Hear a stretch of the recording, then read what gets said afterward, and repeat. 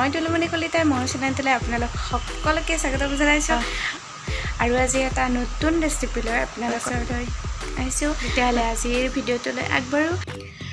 আৰু ৰেচিপিটো বনাবলৈ মই লৈছোঁ এয়া বেচন আৰু লৈছোঁ মেগি লৈছোঁ মই 2 পেকেট আৰু আজি মেগি আৰু বেচনৰ আপোনালোকক কেনেকৈ পকৰি বনাই খাব পাৰিব সেইটো দেখুৱাম সেইটো ৰেচিপি বনাম মই আৰু তাৰ আগতে মই এটা কথা আপোনালোকক কৈ থওঁ যে যদি আপোনালোকে মোৰ ভিডিঅ'বোৰ চাই ভাল পায় আৰু যদি কিবা উপকৃত হৈছে তেন্তে প্লিজ চেনেলটো সাবস্ক্ৰাইব কৰিবলৈ নাপাহৰিব দেই আৰু সাবস্ক্ৰাইব কৰি থলে আপোনালোকে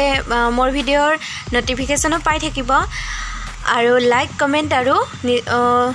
আপোনালোকৰ বন্ধু বান্ধৱীলৈ শ্বেয়াৰ কৰি দিব যাতে তেওঁলোকে ইয়াৰ পৰা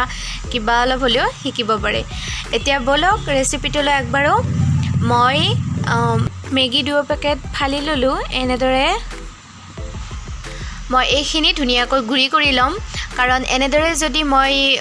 হিজাও তেতিয়া হলে দীঘল হৈ ৰব মেগিটো আপোনালোকে জানে দীঘল হৈ থাকে গতিকে আপোনালোকে পকৰি বনাব নোৱাৰিব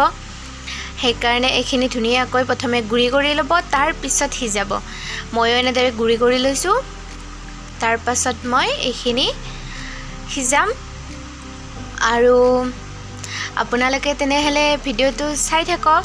মই ইয়াৰ পিছত কৈ নাথাকো চাই যাব আপোনালোকে মই কি ইয়াত দিও আৰু কেনেদৰে বনাও আৰু শেষত ভাল লাগিলে আপোনালোকে লাইক শ্বেয়াৰ আৰু কমেন্ট কৰিবলৈ নাপাহৰিব দেই চাই থাকক শেষলৈকে